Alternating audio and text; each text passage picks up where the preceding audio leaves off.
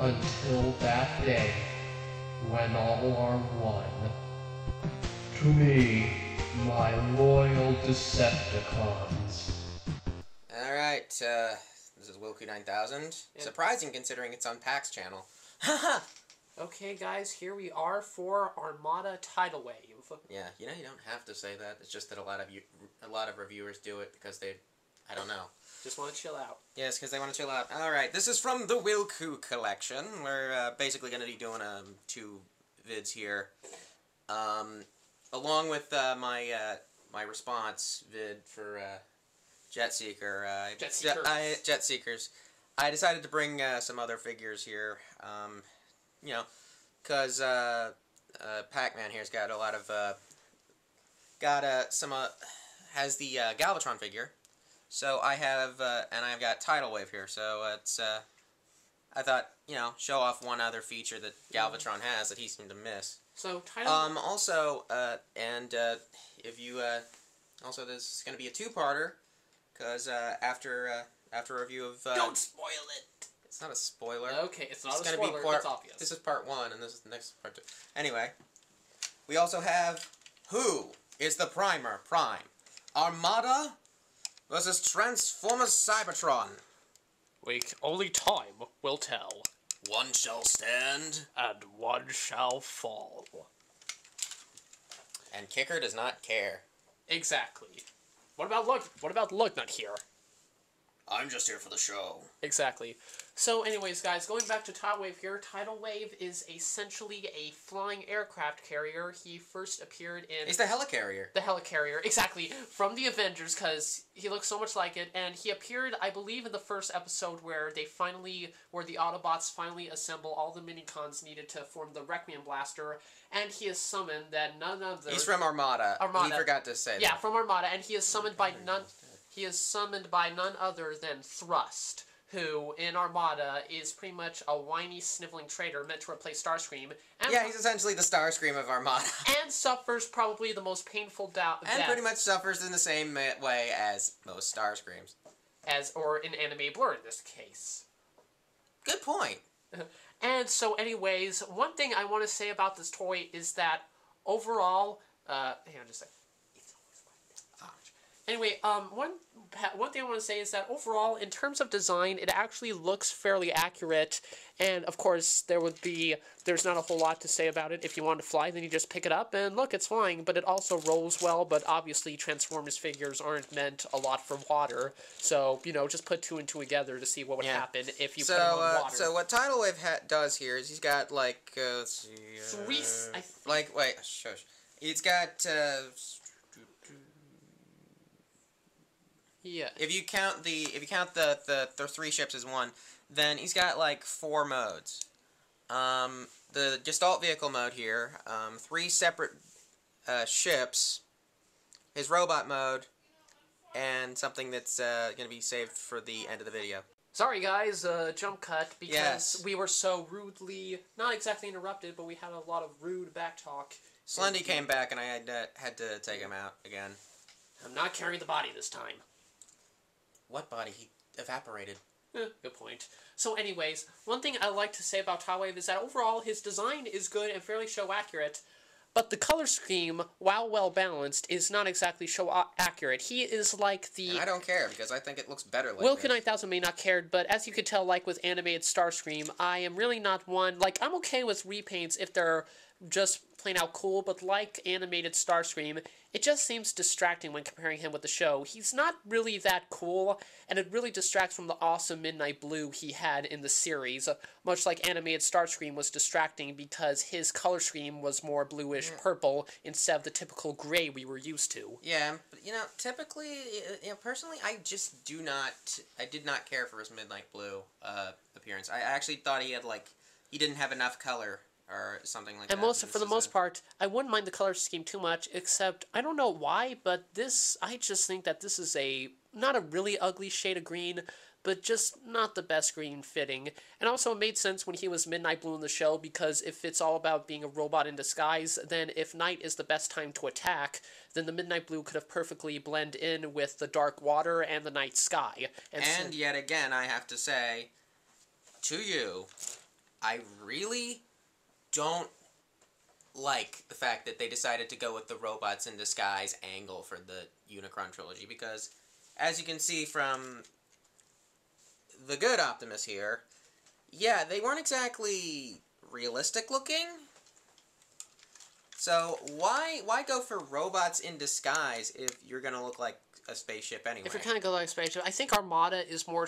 What my theory like is. What? Let's save that. My for theory later. is. Let's save my theory is for just later. that Armada, like both of these take place in a different timeline where it's the present time, but technology was allowed to advance quicker. No, it wasn't. It's just that they are there.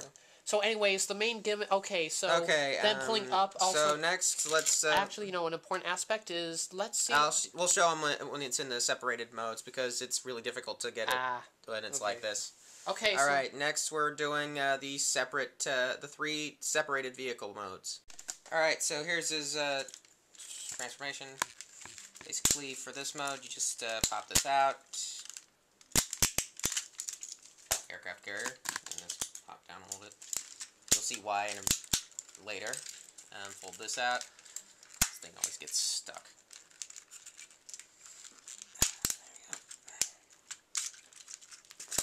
I don't know what that is. And yet another thing where I have no fucking clue.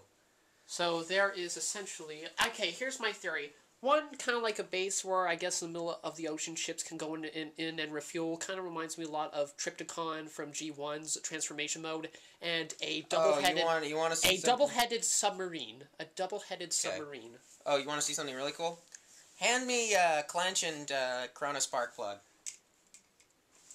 These, okay, just to make things clear, this is from Armada Galvatron, this is from Super Base Optimus, the final battle mode, that is. And so it appears we have a docking station of some sort. They're chairs. Ah, chairs for the minicons. Yes. However, because, again, they're kind of small, Clench here, I think, will be showing because he can bend easily. Hey, whoa. Here's my And you have to fold the guns under his feet, you know that, right? And they're not like that. Okay, well, that would actually... Yeah, they are, actually. So there we go. You have minicons just chilling and enjoying themselves. Let's see if I can... No, they're not. It's like a slave ship. They're basically just being carried off. Yes, because that's how the Decepticons treat them. So, hey, it's like, hey, I know I'm a slave, but could I get a Long Island iced tea, please? And then he gets shot in the head. Exactly. And also, dude... You sure, man? Sure.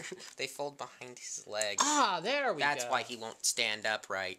There we go. Yeah, he stood up well, so I didn't know that first, but I thought I was going to break it because it was kind of tight. But then again, kind of limits articulation. Yeah, that's why the first time I transformed this on camera, it took me so long, because so he's got a bunch of hitches in him. Whether or not you think it's an upside to have them down, or if you think it's a downside to have them at a right angle like this, is all up to you. Actually, it is a downside to have him at a right angle, because they protrude from his feet here. Then again, so when he does that, when you do that, yeah, but when you do that, he's got like... He won't stand up right. So whether or not you want to transform like this or like this is all up to you. Okay, if you want him to sit, then that's fine. But if you want him to stand up properly, you gotta. Yeah. Let's not bicker. Let's just have him stand there. Clench, Clench is kind of like minicon. Okay. So and then we have Tidalwave's minicon, Ramjet. Which is a decent minicon, I guess, and it makes sense that he's smaller because he can't. Again, it's smaller. Although really, it looks like he can't fit a lot of airplanes in here. He's at least. Although if you were to actually think about it, this is the biggest minicon ever. And once that must be like the size of Starscream or something. And once I actually said that like, I could, if I got Corona Sparkplug, I could fit him into Galvatron's prison here, but unfortunately, even Corona Sparkplug can't fit in, but apparently, I did find a minicon that can fit in, so let me zoom out. That would be Ramjet. Let me zoom out. Here's Galvatron. You just take it, and you open his prison. And here... come on, get open. Yeah, on my Megatron, it actually was a lot less. Oh, there is Ramjet in his robot mode. I guess kind of good. Again, it's cheap that they couldn't even separate the legs. The hands are a little bit kind of weird, but it's okay. It's kind of like G1 Starscream. Oh, wait, I forgot to and the head. And the head. Fold the wings back. You also have to fold the wing back and the head. Well, punched and... What's even funnier is if you want to make him look like Starscream, it just covers up his face. Kind of like Chet, I guess so, but then again, it covers up his face, which is lazy. So I guess you're supposed to do it like this. Yeah. And afterwards, if you want him to go in there, you just kind of bend it down, And will he fit? Not if you have his feet out like that. Really? Huh. Okay, Yeah. I You guess. have to actually go with the shape of the thing. So you go with like this. Gotta get in the right center. Just close the damn thing. Actually... Can he slant? I think you really need to put... Will he fit? His wing's cut. And he fits, and then you could go, and then... Haha, I've got you. You retract it back into his leg, and that's a pretty scary thought to be trapped in Galvatron's leg. Yeah, now give him back. Of course. And... Because I don't want to forget this thing when I head back. And speaking of Galvatron, but before we have to move on, anything you want to say about the double-headed submarine? I still don't think it's a submarine. I have no clue what it is, and nor do I care, but this is actually a fairly accurate-looking... Yeah, exactly. Also, this scares me because... Do you know how big a aircraft carrier is? They're massive. I know, they are extremely huge. Like they make most ships on the sea look tiny. And anyway, actually, one thing I want to say, it's also my theory, try not to interrupt me here, but one of my theory is that it actually, if this is true, it kind of proves more that Armada was probably written from the get-go, and also to end from the get-go from when it began, because one of the Armada things... was written by monkeys. No, it wasn't. He's just trolling here. But the thing is that, I think because there was an Armada toy released, there was an Armada Snarl toy that was released, and I also noticed that Tidalwave seems to have a lot of Grimlock personality in him. So my hypothesis, well, my belief is that really in Armada, at one point they planned to introduce the Dinobots, but when things really got started, they figured out, oh no, we don't have a whole lot of episodes. We don't have enough episodes really to introduce the Dinobots. Because it's a Japanese anime. Because we don't have a lot of episodes to introduce the Dinobots and actually get them in the show. So it's really a shame that we can't introduce the Dinobots, but how about we introduce a robot that can have the personality of a Dinobot without introducing the Dinobots? And they thought who was the best Dinobot? Well, the best Dinobot is probably by the fans Grimlock. They all talked like that. So they gave Tidalwave here a Grimlock personality, and I'd say Tidalwave is more like Devastator.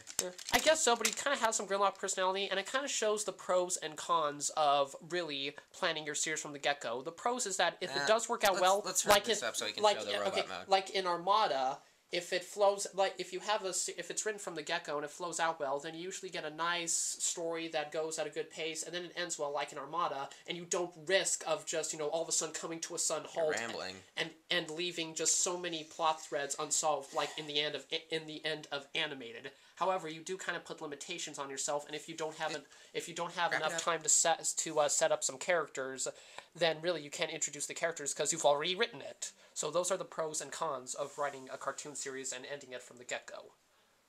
So, exactly. So now... Wait, we still haven't done robot mode. Huh, robot mode, huh? Yeah. Alright. Alright, I forgot, you have so many modes, you get lost. Yes. Alright. So, let's see if I can zoom out, and let me see if I can get him at a good angle. Not... Surprisingly, he doesn't look that difficult to transform. He's just big. Like some of the Super Base Optimuses.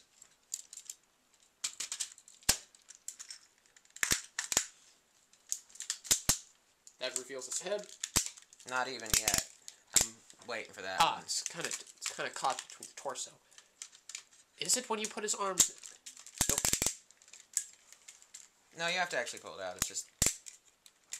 I like doing that step last, because it's with the Megazord. Oh, sorry. Turned up. And there it is. We go. So, overall, this mode... This mode, I say, kind of has its ups and downs. On one side, you get even more of that ugly green with the fingers, but then again, the proportions are good, except for the fact that his thighs, and overall this area in particular, just seems really small. But on the bright side, he has a nice head sculpt, even if they didn't for some reason make the eyes a different color. And he does have the eyes are a different color. They're red. Oh, I see it. Hidden by his brow. They're hidden by his brow, which is another downside. But he has some fair articulation. He can bend his arms. And now for the most pointless Minicon gimmick ever. And indeed, this is true. You take out his Minicon, and this is one of his And one of the reasons why I hate frickin' Minicons, but whatever. Some gimmicks are just cooler than others. Yeah, Cyber Keys are way cooler than that. Yeah, like some of the Minicon. And then...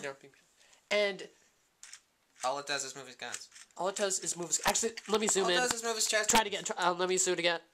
All it does is move his chest guns slightly. Which is pretty lazy and not that well done. Of course, then again, he's just a giant Tidalwave anyway. Tidalwave alone is definitely not one of the better Armada figures, and let me turn Actually, back. he's one of my favorites. He's one of my favorites, but he's kind of... he was my favorite when I was a kid. But he's kind of clunky, not that show accurate, and he looks kind of rushed. He still has some good points about him, but still, you could tell that he's kind of rushed. And I still think he's really cool, especially when you compare him to like. Okay, Lugnut's pretty big on his own in the cartoon. And he is tall, though. That's one good thing. He is tall enough, fitting for the character of Tidalwave. I'm terrified because this thing is way bigger than me. Way taller than me, that is. Tidal waves, bitch, no. Okay. No, I'm just messing. Okay, so anyways, now, however, onto the main gimmick, which I believe the Tidalwave toy was made after the Megatron, but in this case... It was made out of the Megatron. Yeah, it was made after Megatron, but in this case, we are not using Megatron, we are using Galvatron. Yes. So, please... Which is basically the same thing, it's just... repainted a different color, and has, as you can tell, a more show-accurate voice box. Yes, we don't care. Good, you stopped it from saying it. Please stop. Okay.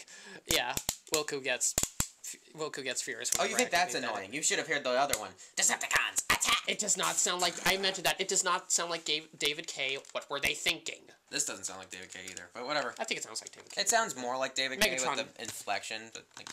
Okay, now on to his gimmick. Okay, we're gonna have to pull back for this one, because this is actually... This is getting out of hand. You're gonna have to... Okay, so, essentially... if I can remember it clearly, actually cut this out. Okay, here we are. We've made some room for Armada Galvatron for Tidalwave to clip onto him. And, okay, here we go. Let's see. Oh yeah, no, I remember, like...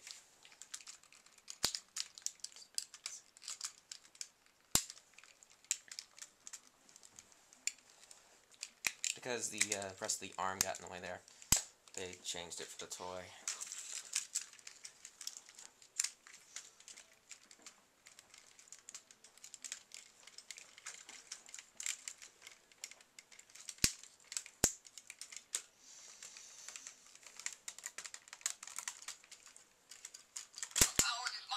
Oh, shut up. The power's not yours. You died at the end of the series. And no one cares. Okay. The power is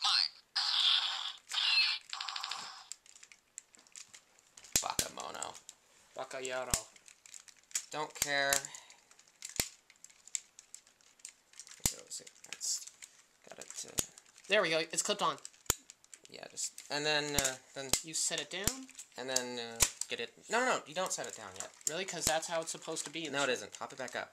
Okay. If it's not... You'll see why. Okay, so then You could put on clench. clench goes There. No. You're doing... goes yeah, there, so I can get this thing to pop up. Yeah, hand. No. Let go, man. I know. There we go. And then the reason why it still popped up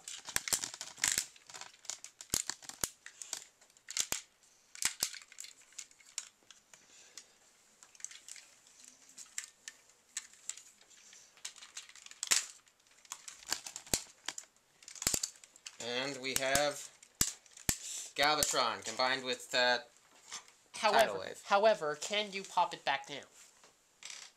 Can No, you that's basically how it's supposed to be.